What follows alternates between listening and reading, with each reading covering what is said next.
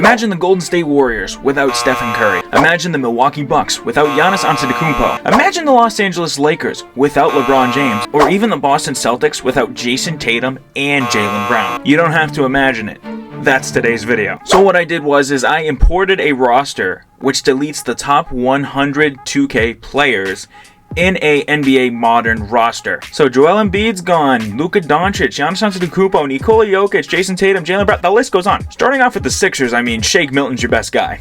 Shake Milton's the best guy on the Sixers, so I don't expect that team to go anywhere. And then like Grayson Allen's the best Milwaukee Buck now. Like how wild is that? No Giannis, no Chris Middleton, no Bobby Portis, no Brook Lopez, nobody. Nobody. The teams are all different. It amazes me Lonzo Ball is not a top 100 player. I think because of the injury, it really set him back a little bit, so that's kind of a shame. But now he gonna have to be the guy in the Windy City. The Cavs, man. The Cavs are sad. Ricky Rubio is your best player. Karis LeVert, you still got K-Love, man, but he's 34 years old. He ain't gonna be around a while. You still got Isaac Okoro. You got a young team minus Kevin Love. I think they'll be alright. The Celtics, my boys in green, man. Derek White is the best guy in Beantown. That's wild. Danilo Gallinari, who has not played a lick of basketball all year due to his severe leg injury that he got playing fucking soccer or something. I don't know, like something stupid. The fact that Grant Williams is the third best player on the Celtics gives me so much depression. The Los Angeles Clippers' best player is John Wall. Once upon a time, John Wall was easily like a top 10, 20 player in the NBA. Now he can't even make the top 100. That's really sad. The Memphis Grizzlies, Steven Adams is their best guy. They still got Ty Jones. Ty Jones can hoop. Sandy Aldama, man, had a big game the other night, 26-14 off the bench. Atlanta Hawks, no Trae Young, but you still got John Collins. No Clint Capella as well, so that makes things interesting. Onyeka Okongwu, he's a good center, so I mean, you go from Capella to him, that's not a big deal. The Miami Heat, no Jimmy Butler. No Bam Adebayo as well, but Kyle Lowry, Victor Oladipo, and Dwayne Dedmon. Oh, Lord. Mason Plumlee, Terry Rozier, Kelly Oubre, no LaMelo Ball on this team. Gordon Hayward, once upon a time, was a top 100 player as well, but not anymore. Jared Vanderbilt, your best player on the Utah Jazz. That's, I mean, not far off from real life. The Kings, no De'Aaron Fox. No Domantas Sabonis. They still have Keegan Murray because he's a rookie, so that's good. Harrison Barnes as well as their best player. Once upon a time, Harrison Barnes was insane. Like, he still can hoop, but, like, I don't know. I feel like he's slowly starting to fall off. I mean, he's 30 years old. He's really past his prime. So, the Knicks. The best in New York, Mitchell Robinson. Emmanuel Quickley still there. Obi Toppin as well. We still got D. Rose. Another guy, once upon a time, top 100 player easily, but no, not anymore. Time goes on, man. The Los Angeles Lakers, Westbrook. Also, once upon a time, top 100 player, and he has fallen off so hard. Thomas Bryant is the best player in the Lakers. That's wild. The Magic still got Markelle Fultz, Ball, and Cole Anthony. I think the Magic are going to be solid in this league, 100%. Tim Hardaway Jr. is the best Dallas Maverick. No more Luka. And no Kyrie, obviously. That's wild. Brooklyn Nets, Ben Simmons is the best player on the Brooklyn Nets. Oh, God. They still got TJ Warren, though. Seth Curry's on that squad. Wow, the Nuggets are bad, man. No Jamal Murray, no Nikola Jokic. That's, wow. Holy, oh my God. Pacers, best guy is Buddy Hield. I like that. Then they got Benedict Mathurin as well, who's just going to get better and better as he's a rookie, so he gets better and better as time goes on. New Orleans Pelicans, Jonas Valanciunas is their best player. A lot of centers really on the top of the roster for all these teams. Another really good young squad. You got Valanciunas as the vet on that squad. Jalen Duren, 18 years old, 80 overall. Best Detroit Piston, man. Sadiq Bey, Jaden Ivey, who just gets better with age. This is another team I think could be dangerous, at least in this universe. I think the Detroit Pistons could actually be something now that I deleted the top 100 players in the NBA. That's crazy. Gary Trent Jr. is the best guy in Canada, man. That's that's wild. Precious Achiuwa, Chris Boucher as well. Jalen Green, I mean, he's still the top guy in Houston. I mean, the fact that he's not a top 100 player kind of surprises me. Like, it really does. Like, he's actually a very consistent basketball player. Trey Jones is your best San Antonio Spur. Keldon Johnson made the top 100 list. He is not here. Torrey Craig is the best guy in Phoenix. That's bad. Phoenix is going to be so bad. Then you got Cameron Painter. Oh, Lord, this is a bad roster. Pokashevsky is your best guy in OKC. Lou Dort. Then you got Jalen Williams. Like, I mean, those are the top three. D'Lo, Minnesota.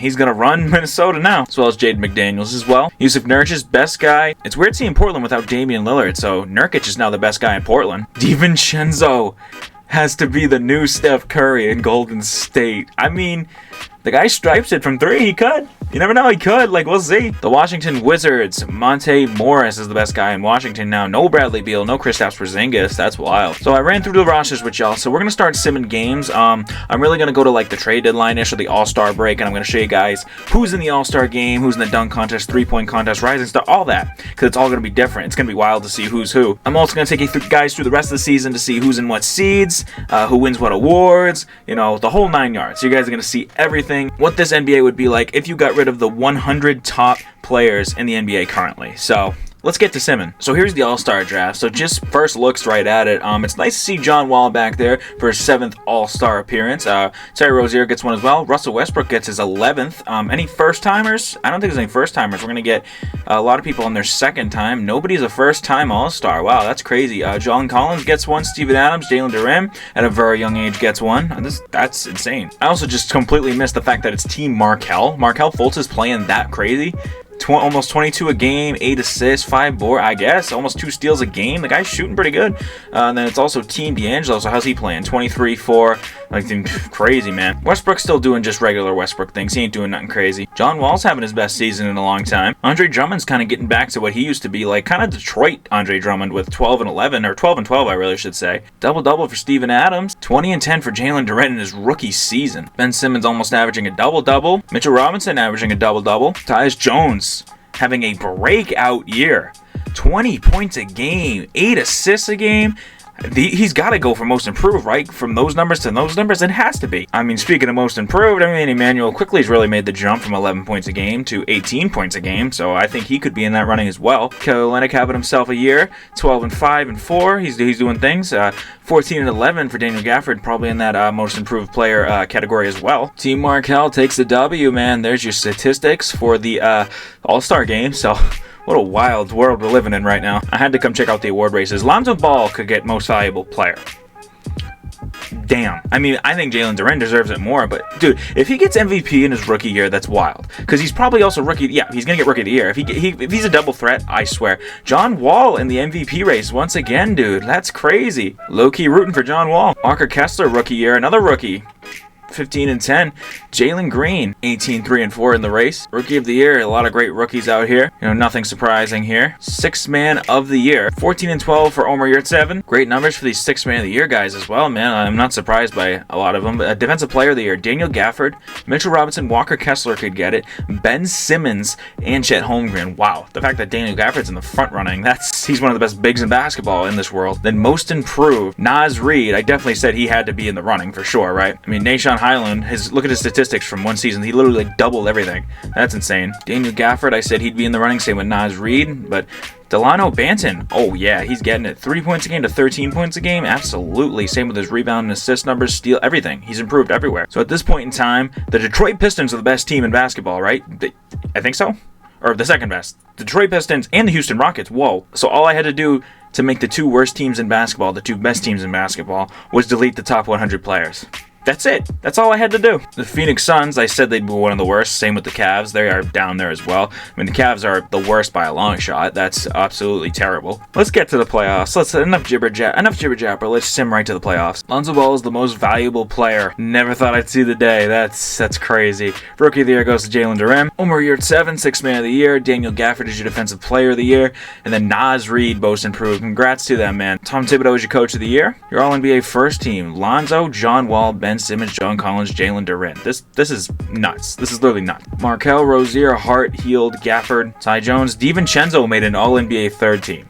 That's wild. In goal, he's the man in Golden State, apparently. Kevin Love, Benedict Mathurin, Naz Reid, Lonzo, Melton, Simmons, Isaac, no surprise there, Daniel Gafford, DiVincenzo, John Wall, John Collins, Chris Boucher, Mitchell Robinson. Here's your all-rookie teams as well. No surprises here. So let's simulate the play-in. So we got a lot of guys fighting for spots. So oh, apparently the Celtics, who I was controlling, made the play-in, and they lost, so that sucks, but oh well.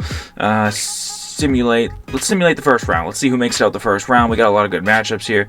The Rockets, the Grizzlies, the Pelicans, the Jazz, the Knicks, Pacers, Magic, and the fact that we could have a Pistons-Rockets finals right now is wild. So we're going to simulate the next round. I just want to show you all the finals. So yeah, Rockets and Pistons. If we literally get the 2 worst teams to the finals, that's something in itself right there. But the Jazz make it.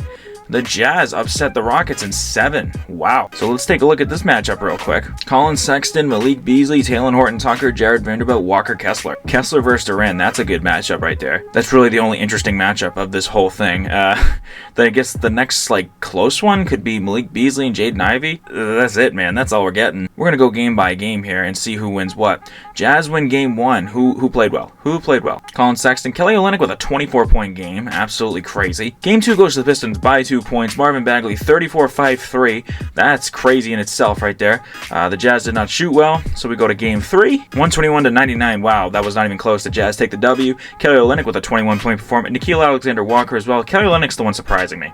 Absolutely. Imagine Kelly Olynyk wins Finals MVP. I'd literally throw myself off a cliff. Anyways, the Jazz win by 6. Game 4, Malik Beasley had himself a game, 31 points. Can the Jazz finish things out right now? And they do. They win in 5. The Utah Jazz, Walker Kessler is your Finals MVP as a rookie. That's nuts. Talen Horton-Tucker had himself a game though, Malik Beasley as well. 5 blocks for Walker Kessler. And the Utah Jazz are the NBA champions. I'm still not over the fact that Lonzo Ball is a most valuable player. Hey man, if y'all enjoyed this little simulation I did, make sure to drop a like, subscribe to the channel if you are new. Also, what would happen if every time LeBron James lost a game, he joined that team? You want to find out? I made a video about it. Go check it out. But thanks y'all for watching, and I'll see y'all soon.